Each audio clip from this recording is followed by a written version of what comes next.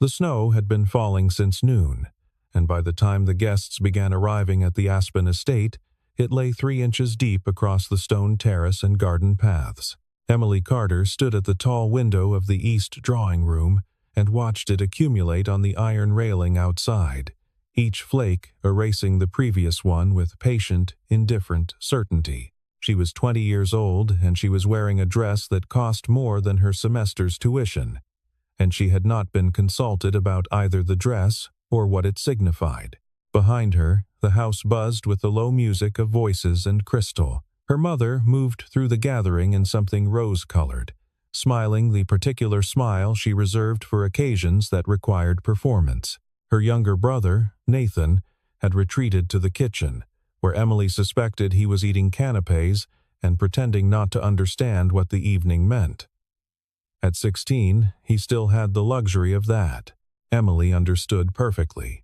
3 months ago, her father, Gregory Carter, whose confidence in real estate development had always exceeded his caution, had signed his name to a series of leveraged investments that collapsed in succession, each one pulling the next like stitches unraveling from a wound. By October, the numbers were catastrophic. By November, the calls from creditors had grown loud enough that Emily, home from her junior year at Georgetown, could hear them through the walls of her father's study. Daniel Hayes had purchased the debt. Not absorbed it, not forgiven it, but purchased it, which meant he now held the Carters' financial future in the same unhurried hands that Emily had watched him fold across his knee at a charity auction in early November. She had noticed him then because he was the quietest person in the loudest room, and because his daughter, a small, serious girl in a red coat, had fallen asleep against his arm without him moving an inch to disturb her. He had not approached her father with threats. He had arrived one Tuesday afternoon with a folder of documents and a straightforward proposition, delivered in the measured tone of a man accustomed to being believed. He required a legal marriage to secure his position in an upcoming custody dispute. His late wife's family had filed for guardianship of his daughter, Lily, citing his work schedule and extended travel as evidence of inadequate parenting. A stable domestic arrangement, they argued, was not something Daniel could provide alone. A judge had agreed to hear the case in February. What Daniel needed, in the language of family court, was a household, a home with 2 adults, a wife. He had chosen Emily not out of desperation or attraction, he explained to her father, but because he had met her once, briefly, and found her to be the kind of person who did not pretend to be something she was not. He said this without sentiment.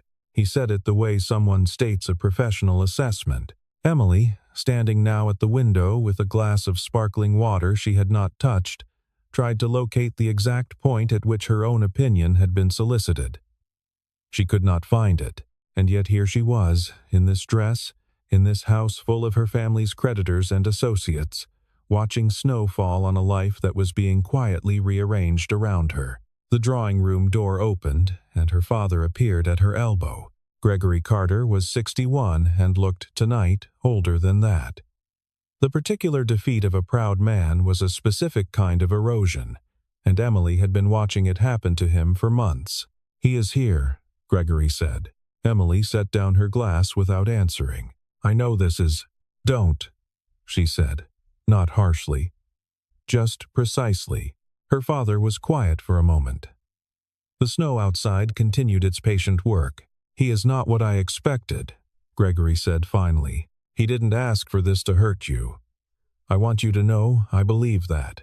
Emily turned from the window and walked toward the door. She believed it too, which was somehow the most complicated part of everything. The winter gala, benefiting the Aspen Arts Foundation, had been her mother's idea of a productive outing. Emily had gone because refusing required more energy than attending, and because the venue, a converted barn at the edge of town strung with warm light and smelling of pine boughs and mulled wine, was genuinely beautiful in the way that Aspen managed to be when it wasn't trying too hard. She had been standing near the back of the silent auction tables, studying a photograph of a canyon at dusk that she had no intention of bidding on, when she became aware of someone standing a few feet away with the same quality of stillness, not the stillness of boredom, but of a person who has learned to be comfortable inside their own silence. He was tall, broad-shouldered in a navy jacket, with the kind of face that suggested more weather than office. Dark hair threaded with gray at the temples. Somewhere in his late 30s or early 40s. She would learn later he was 40 exactly. He was reading the placard beside a small bronze sculpture with the focused attention of someone who actually intended to bid. The child appeared at his side without announcement, slipping her hand into his and leaning against his arm. She was maybe 8, with her father's coloring and a solemn expression that seemed to be her default setting. She said something too quiet to hear. He bent down to listen, and his entire face changed. Not into something warmer exactly, but into something more available. Whatever he said back made the girl nod once in satisfaction before studying the bronze with equal seriousness. Emily had looked away. It felt intrusive to watch. But 20 minutes later, near the coat room, she found herself standing beside him while they both waited for service. And the girl, Lily, Emily would learn, was asleep upright against his side, and he was holding her coat and his own, and managing this with the quiet competence of someone for whom inconvenience had long since become ordinary. Long night for her, Emily had said, because silence seemed unkind. He glanced down at his daughter with an expression that was difficult to name. Not quite tenderness, not quite grief, but something that lived in the neighborhood of both. She insisted on coming. She likes the art. She has good taste. Something shifted in his expression, nearly a smile. She does. And then, after a pause, "You are studying something international? I heard you mention Geneva earlier." Emily had indeed been talking to a family friend about her thesis. She had not noticed him listening. International relations. At Georgetown. What draws you to it? It was not a polite question. It was an actual one, and Emily answered it actually.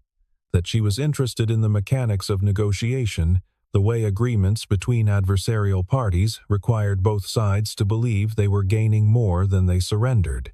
That she thought it was the most honest form of human interaction because it named its own self-interest. Daniel Hayes had listened to this without interjection.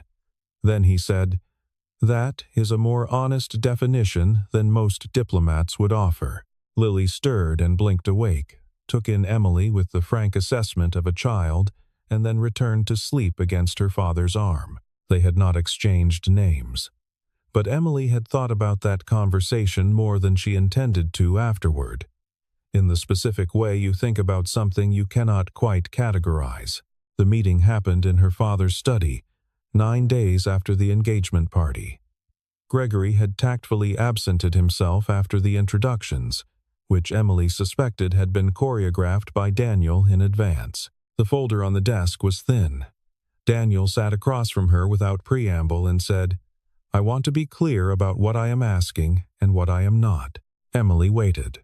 Lily's maternal grandparents, the Hargrove family, filed for guardianship in September. Their argument is that I travel too frequently, that my work schedule creates instability, and that Lily requires a home environment I am not capable of providing alone. The judge assigned to the case has indicated she would look favorably on a demonstrated change in domestic circumstances. He paused. That phrase, in practical terms, means a wife. "And you selected me the way you would select a contractor," Emily said. He met her eyes. "I selected you because you are an adult capable of making an informed decision, and because in the only conversation we have had, you were direct and intelligent. I am not interested in deception. I am interested in an arrangement." He opened the folder. The contract was 12 pages, and he walked her through it without rushing. $5 million would be placed in a trust in her name upon signing, accessible immediately. She retained full discretion over her own finances, schedule, and future educational plans. The marriage required her physical presence in the Hayes household, a property outside Aspen, for the duration of the custody proceedings, estimated at 12 to 18 months. After that, she could file for dissolution of the marriage, with his full cooperation and no financial penalty. There was no expectation of physical intimacy. There was no clause restricting her communication with family or friends. She read it twice. Then she said, "You already paid my father's debt." It was not in the contract. She had confirmed it that morning from the accounts. Daniel did not flinch. "Yes, before I agreed to anything. Before you agreed to anything." Emily folded her hands on the desk. "Why?" He was quiet for a moment, not stalling, but measuring. Then, "Because I wanted you to be able to say no without it costing your family anything. A yes that comes from no other option is not a yes. It is just a different kind of no." She looked at him for a long moment. The study was warm, the window behind him showing bare aspen trees and gray sky. "Tell me about Lily," she said. He told her. He spoke for 20 minutes about Lily's mother, Claire, who had died of an aneurysm 3 years ago at 36, about how Lily had been 4 and had processed the loss in a way that still sometimes surfaced at unexpected moments, about her particular interests, birds, architecture, the mechanics of how locks worked, and her current struggles, nightmares that came and went in cycles, a difficulty with loud environments since the accident. He spoke about the Hargrove family with neither contempt nor warmth. They were people who loved Lily in their way and who also believed they knew better than he did. And he said this without apparent resentment. When he finished, he said, "I am not asking you to love her. I am asking you to be kind to her." Emily signed the contract that afternoon. The Hayes property sat on a ridge above town, approached by a private road that wound through a stand of Engelmann spruce. The house itself was large without being excessive, timber and stone, 3 stories, with a wraparound porch and a series of windows that caught the mountain light at every hour differently. Emily arrived on a Tuesday in late November with 2 suitcases and a carry-on, and Daniel met her at the door without ceremony and showed her the east wing, which had been cleared and furnished for her use.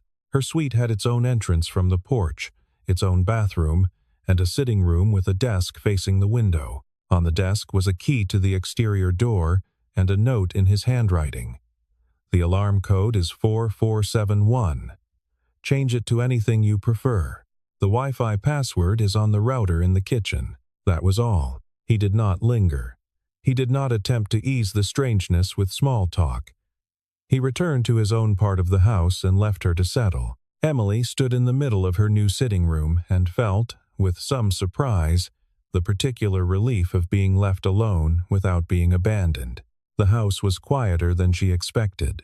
Daniel worked from a study on the 2nd floor. She heard him sometimes on calls, his voice low and even, never raised. Lily went to school in town and returned at 3:30, delivered by a driver named Marcus, who had clearly been doing this for years, and who gave Emily a brief, assessing look on the first day and nothing more. Lily, at 8, was a study in restrained curiosity. She regarded Emily from across rooms for the first several days with the careful neutrality of someone who has learned not to want things too quickly. She was polite, said please and thank you with the automatic precision of a child well taught, but she did not volunteer conversation. Emily did not push. She understood caution. What she had not anticipated was the house itself. She had expected cold surfaces, the aesthetic of wealth maintained at a remove. Instead, she found a home that had been actively lived in.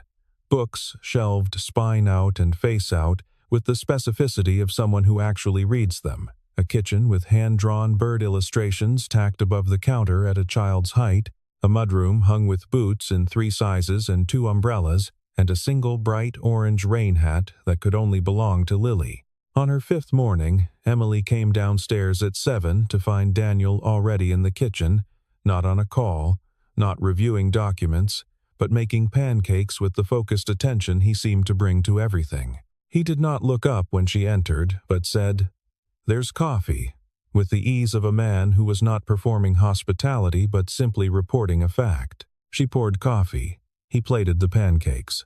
They sat at opposite ends of the kitchen island and ate in companionable silence that felt, to Emily's considerable surprise, entirely natural. "You do not sleep much," she said, because she had noticed his light on past midnight. "I sleep enough," he said.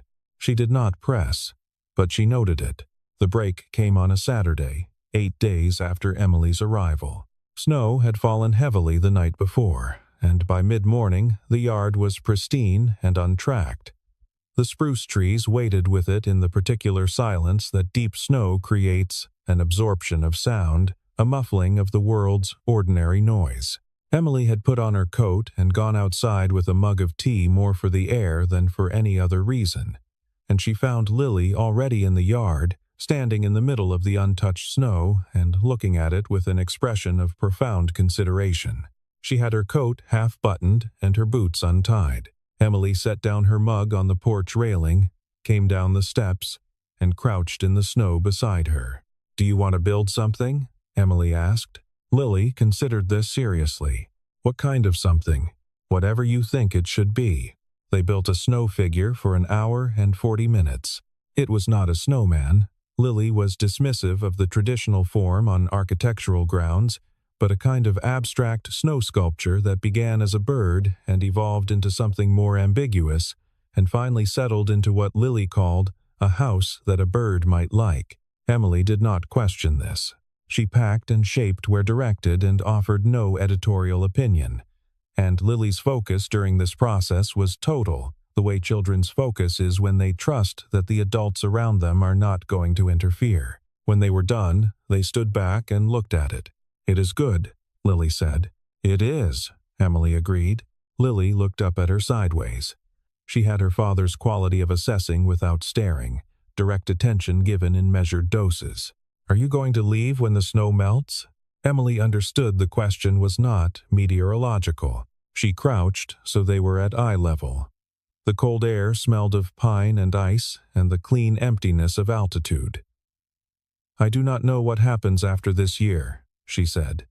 "But right now, I am here." Lily absorbed this with the gravity of a child who has already learned that honest answers are rarer and more valuable than reassuring ones.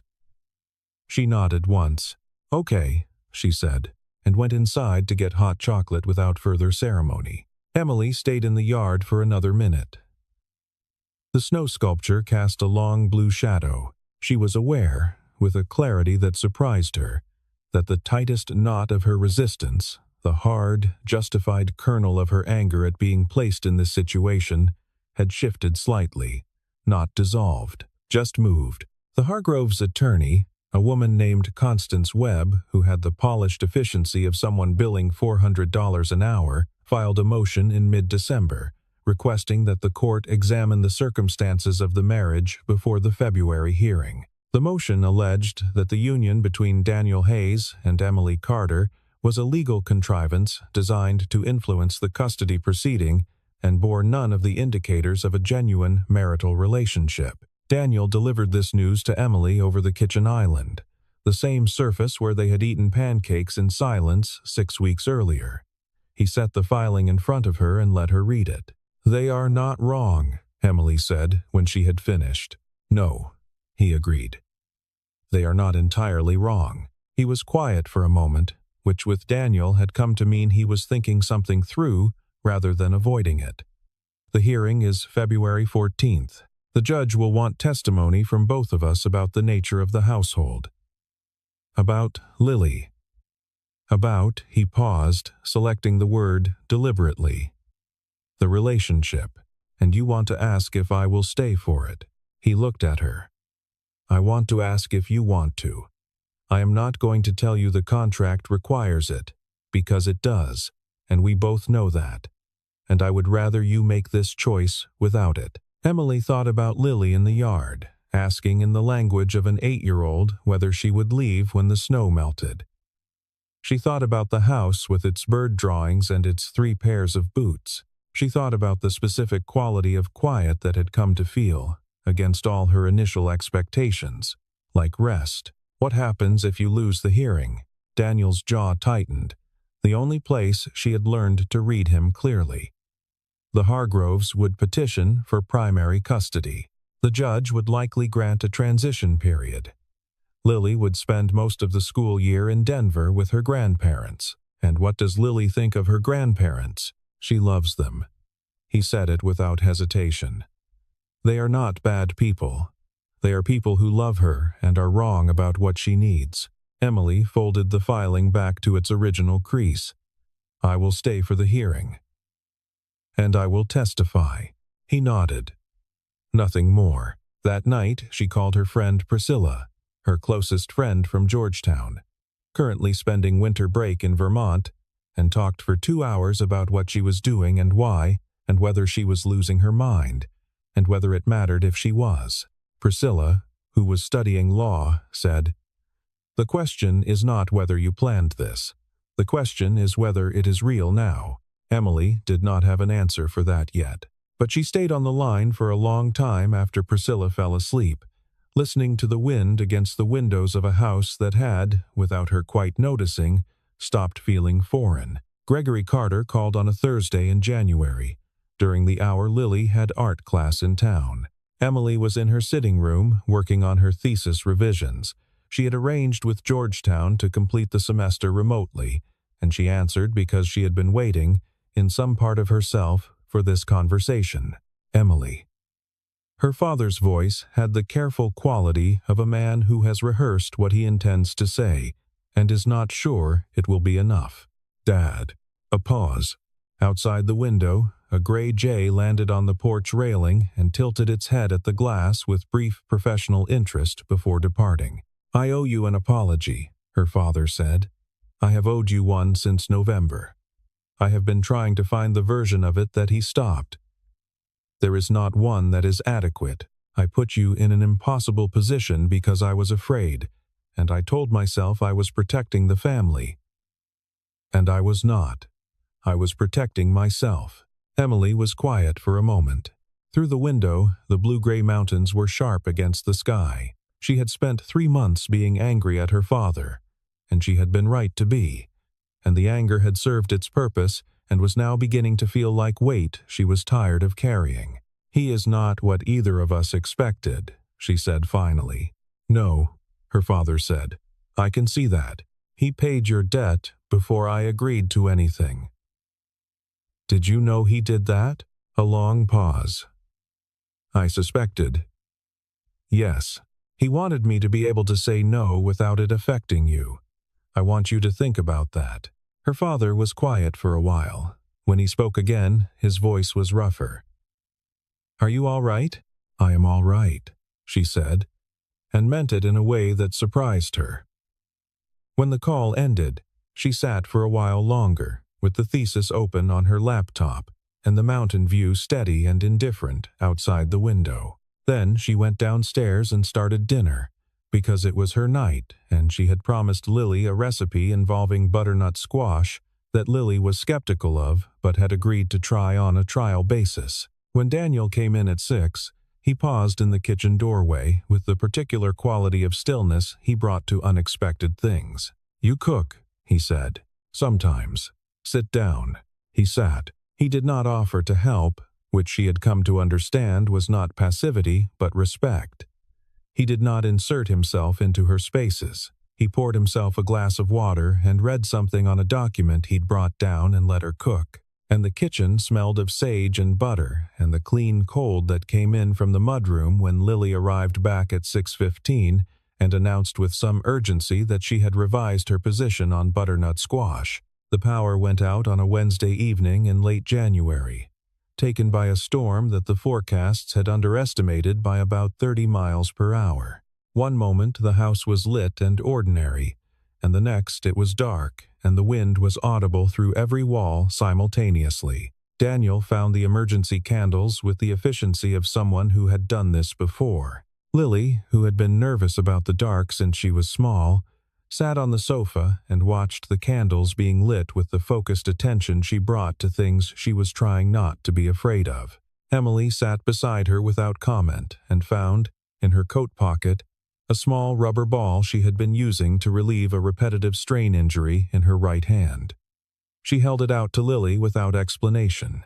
Lily took it and began turning it between her palms, and the repetitive motion seemed to settle something in her shoulders. Daniel looked at Emily across the top of Lily's head, and she saw in his expression something she had not seen before. Not gratitude exactly, but a kind of recognition. The acknowledgement of one person by another who has seen them do something true. They built a fire and ate reheated soup by candlelight. Lily fell asleep on the sofa around 9 with the rubber ball still in her hand, and Daniel carried her upstairs with the practiced ease of someone who has done it thousands of times.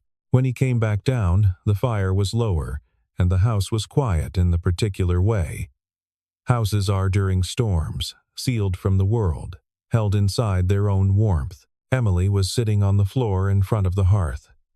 He sat on the floor a few feet away. Neither of them reached for anything. Claire loved storms, he said. He said it the way you say something you do not often say aloud, testing the air. She thought they clarified things, took away all the choices and left you with just what was there.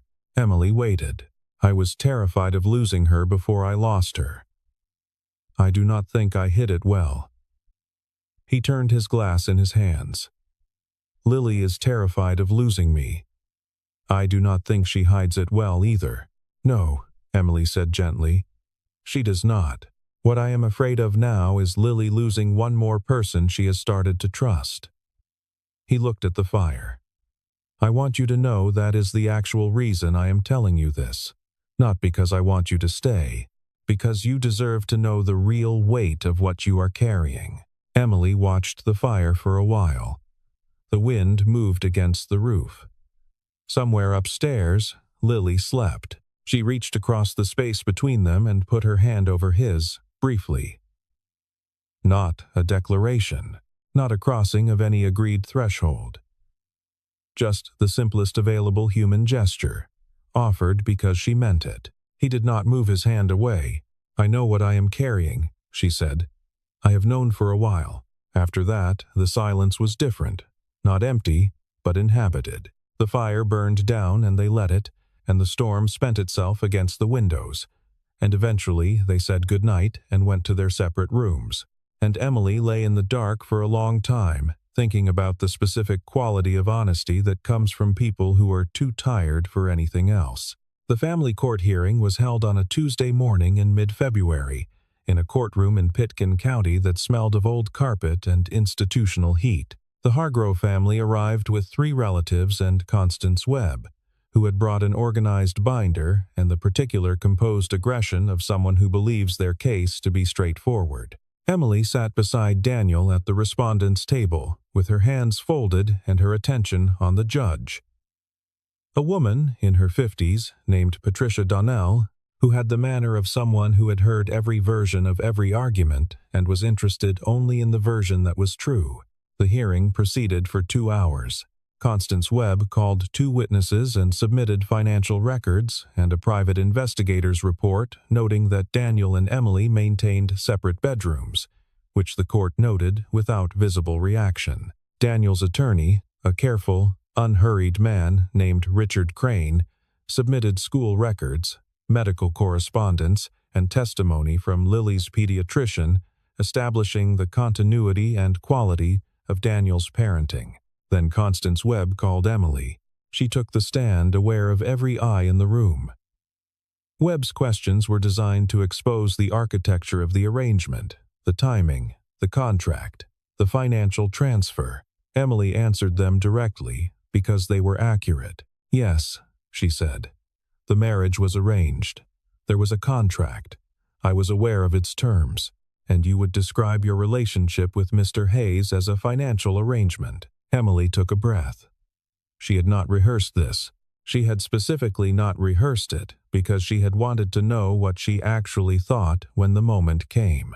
I would describe it as a relationship that began as an arrangement, she said. What it is now is something I find harder to categorize, and I think that is because it is real.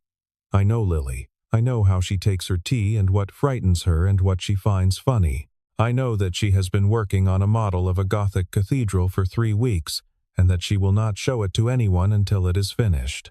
I know that she checks twice that the door is locked before she goes to sleep, not because she is afraid of intruders, but because locked things feel certain to her, and certainty is something she does not always have. She paused. I did not plan to love this child. I am not sure love is the word I would use yet because it seems important to be accurate, but I am not performing concern for her, and I am not leaving. The room was quiet. Judge Donnell was writing something. Webb looked at her notes. Emily looked at Daniel. He was watching her with the quality of attention he brought to things that mattered. Still, direct, not demanding anything, just present. She looked away first. The door at the back of the courtroom opened, and Lily appeared. She had been waiting in the hallway with Marcus, and no one had expected her to come in. She walked directly to the front of the room, with the focused calm of someone who knows exactly what she intends. She stopped at the rail. I want to tell the judge something, she said clearly. There was a moment of procedural uncertainty. Judge Donnell looked at both counsel and then at Lily, with an expression that managed to be simultaneously firm and kind. Sweetheart, this is not how we. I know how it works, Lily said. I looked it up. I would like to speak. Judge Donnell looked at Lily for a long moment. Then she said, All right, come up here. Lily came through the gate and stood in front of the bench. She was wearing her good coat, the gray one, and she had clearly combed her hair carefully this morning. She said, I know everybody thinks they know what is best for me. I am aware of that, but my dad is my dad, and Emily, as she stopped, searching for the precise word with the same seriousness she brought to architectural problems. She is someone I believe in, and I would like to stay home. She returned to her seat beside Marcus without waiting for a response. Judge Donnell was quiet for a moment. When she spoke, she addressed the room rather than either party. I have read all the submissions, I have heard the testimony, and I have just heard from the person whose future is actually under consideration. I will issue my ruling in writing within 30 days. She removed her glasses. My preliminary assessment is that whatever the origins of this household, it is functioning as one. That is what I am charged with determining. She dismissed the session. In the hallway outside, Lily held Emily's hand without preamble, and Daniel stood beside them and did not say anything, and that seemed to be the correct thing. The ruling came on the 3rd of March. Primary custody confirmed with Daniel, generous visitation for the Hargrove family, and a note in the judge's language that the court found no evidence of harm to the child's well-being in the current arrangement. Emily read it at the kitchen island while Lily was at school and Daniel was on a call upstairs. She read it twice, then set it down and made tea, and stood at the window looking at the yard where the snow sculpture they had built in November had long since dissolved back into the ground. When Daniel came downstairs, he saw the ruling on the counter, read it in 30 seconds, and then stood very still in the way he did when something had moved him, and he was deciding what to do with that. Lily is going to want cake, Emily said. He looked at her. Then something happened to his face. Not a smile exactly, but its immediate predecessor, the expression underneath a smile that is more honest than the smile itself.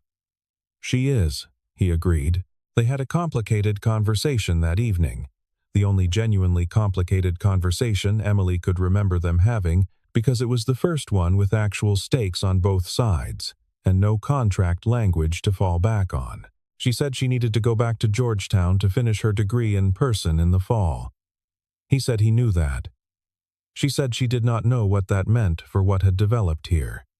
He said he did not know either. They agreed that not knowing was an honest position and more useful than pretending to certainty in either direction. He said, I am not going to ask you to make a decision you are not ready to make. She said, I know you are not.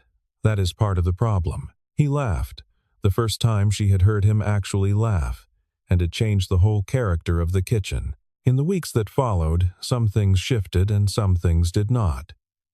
He still worked late, and she still noticed his light on past midnight. She still had dinner ready on her nights, and he still did not insert himself into her spaces. Lily finished her Gothic cathedral and showed it to both of them at the same time, which felt deliberate. She had built it in 6 sections over 5 weeks. The nave, the transept, the choir, the 2 towers, and finally the rose window, which she had constructed from translucent tissue paper stretched over a wire frame, so that when you held it to the light, the colors bled into each other like something genuinely old and genuinely made. Daniel had stood in front of it for a long time without speaking. Emily had said, "It is extraordinary, Lily." Lily had received this with her customary measured nod and then asked if there was leftover cake.